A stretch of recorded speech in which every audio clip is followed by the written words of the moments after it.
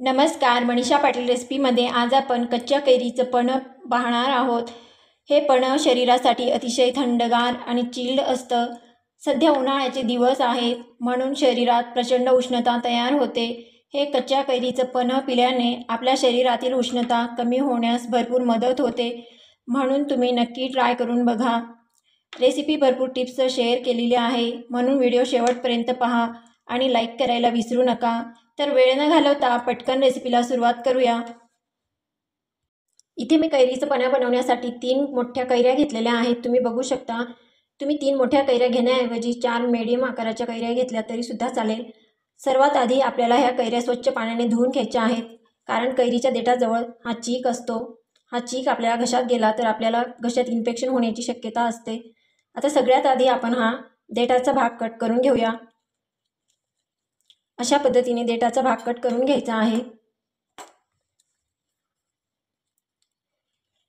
देठाचा भाग कट करून मग आपल्याला कैरीची साल काढून घ्यायची आहे। तुम्ही बघू शकता इथे मी असा देठाचा भाग कट करून घेतलेला आहे। आता आपण ही कैरीची साल काढून घेऊया। तुम्ही साली सकट शिजवायला टाकल्या तरी सुद्धा चालेल, परंतु साल काढून शिजवल्या तर पटकन कैऱ्या शिजतात।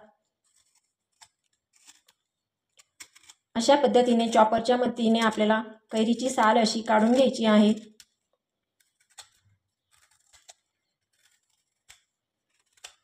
अशा पद्धतीने इथे मी सर्व कैरींची साल काढून घेते। साल काढून घेतलेल्या आहेत। आता आपण या कुकरच्या भांड्यात या कैऱ्या घालूया। कैऱ्या घालून आपल्याला थोडंसं पाणी घालायचं आहे। अगदी जास्त पण घालायचं नाही, अगदी कैऱ्या अर्धवट बुडतील इतपतच पाणी घालायचं आहे। म्हणजे जवळपास आपल्याला अर्धा ग्लास पाणी घालायचं आहे। पण इथे कुकर घेऊया। कुकरमध्ये आपल्याला थोडं पाणी घालायचं आहे। थोडं पाणी घालून आता आपण हा कैऱ्या ठेवलेला डबा ठेवूया। डब्यावर झाकण वगैरे ठेवायची काहीही गरज नाही। आता झाकण लावून मीडियम गॅसवर 2 शिट्ट्या करून घेऊया। इथे आपल्या कुकरच्या 2 शिट्ट्या झालेल्या आहेत। आता आपण गॅस बंद करूया।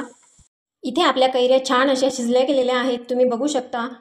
आता आपल्याला या कैऱ्या पूर्णपणे थंड होऊ द्यायच्या आहेत। इथे मी पूर्णपणे कैऱ्या थंड करून घेतल्या आहेत। आता आपण या दुसऱ्या डिशमध्ये काढून घेऊया, कारण आपल्याला या कैऱ्या शिजवायला जे पाणी घातलं होतं ते वापरायचं नाहीये। आपल्याला फक्त या कैऱ्यांचा गर काढून घ्यायचा आहे।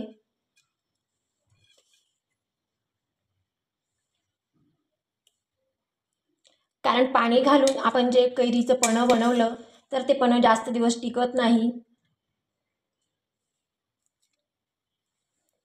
इथे मी कुकरच्या भांड्यामधून ह्या कैऱ्या काढून घेतलेल्या आहेत। खूप छान अशा आपल्या या कैऱ्या शिजल्या गेलेल्या आहेत, तुम्ही बघू शकता। जर 2 शिट्ट्यांमध्ये तुमच्या कैऱ्या शिजल्या नसतील तर तुम्ही अजून 2 शिट्ट्या करून घेऊ शकता। आता आपल्याला या कैरीचा पूर्णपणे गर काढून घ्यायचा आहे आणि यातली आपल्याला कोय काढून घ्यायची आहे। अशा पद्धतीने चमच्याने हा कैरीचा पूर्णपणे गर असा आपल्याला काढून घ्यायचा आहे, जेणेकरून या कैरीची कोय आपल्याला मोकळी करता येईल।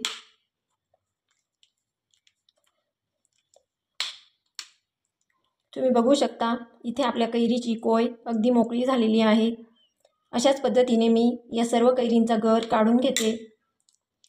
या कोयी आपल्याला बाजूला ठेवायच्या आहेत। इथे मी सर्व गर काढून घेतलेला आहे आणि कोयी बाजूला ठेवलेल्या आहेत। आता आपल्याला हा कैरींचा गर मोजून घ्यायचा आहे। जेवढा हा गर येईल तेवढंच आपल्याला गूळ घ्यायचा आहे।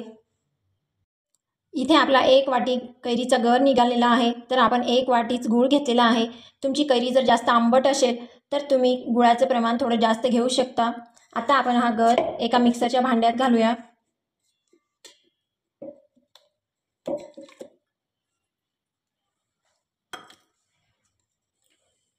गूळ घालूया।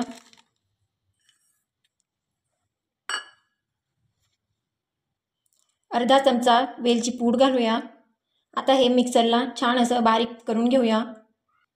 इथे आपलं कैरीचं पन्ह बनवून तयार झालेलं आहे। तुम्ही बघू शकता मिक्सरमध्ये मी अशा पद्धतीने वाटून घेतलेलं आहे। आता आपण एका भांड्यात ओतून घेऊया। तुम्ही बघू शकता हे कैरीचं पन्ह बनवण्यासाठी आपण पाण्याचा अजिबात वापर केलेला नाही। पाणी न घालता आपण हे मिक्सरमधून छान असं बारीक वाटून घेतलं. तुम्ही जर पाणी घालून हे कैरीचं पन्हं बनवलं तर ते जास्त दिवस टिकत नाही, म्हणून पाणी न घालताच हे कैरीचं पन्हं आपल्याला बनवायचं आहे. ते फ्रीजमध्ये एका काचेच्या बरणीत घालून 2 ते 3 महिने आरामशीर टिकतं. अगदी चिमूटभर मीठ घालूया. मीठ घालण्याची तशी आवश्यकता नसते, परंतु मीठ घातल्याने अजून टेस्ट छान येते पन्ह्याला. कलरसुद्धा खूप छान आलेला आहे, तुम्ही बघू शकता. मीठ घालून चांगलं असं मिक्स करून घेऊया. पूर्णपणे एकजीव करून घ्यायचं आहे. आता आपण ग्लासमध्ये कैरीचं हे पन्हं बनवून घेऊया. आता पन्हं बनवण्यासाठी आपल्याला इथे मी 2 ग्लास घेतलेले आहेत. कैरीचं पन्हं बनवण्यासाठी आपल्याला हे पन्हं किती वापरायचं ते बघूया. आता एका ग्लासमध्ये 3 चमचे पन्हं घालायचं आहे.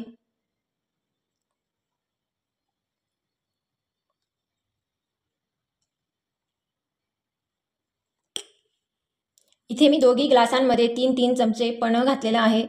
आता वरून घालूया थंडगार पाणी. तुम्ही फ्रीजमधलं पाणी घातलं तरीसुद्धा चालेल.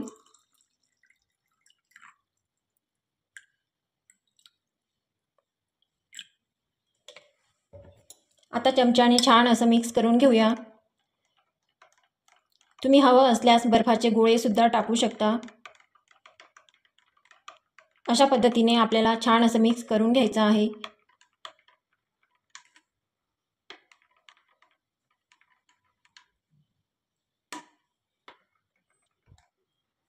इथे आपलं कैरीचं पन्हं बनवून तयार झालेलं आहे. तुम्ही बघू शकता, कलरसुद्धा खूप सुंदर आलेला आहे. सध्या उन्हाळ्याचे दिवस सुरू आहेत. उन्हाळ्यामुळे शरीरात प्रचंड उष्णता तयार होते. आपल्याला हे पन्हं पिल्यामुळे शरीरातील उष्णता कमी होण्यास मदत होते. म्हणून तुम्ही ह्या उन्हाळ्यात हे कैरीचं पन्हं नक्की ट्राय करून बघा. तर आजची रेसिपी कशी वाटली ती कमेंट करून नक्की कळवा. रेसिपी आवडल्यास प्लीज एक लाईक करा. तुमच्या मित्रमैत्रिणी आणि नातेवाईकांसोबत जास्तीत जास्त शेअर करा. अशा छान छान रेसिपीसाठी मनीषा पाटील रेसिपीला सबस्क्राईब करा. पुन्हा भेटूया अशाच एका छानशा रेसिपीसोबत. धन्यवाद.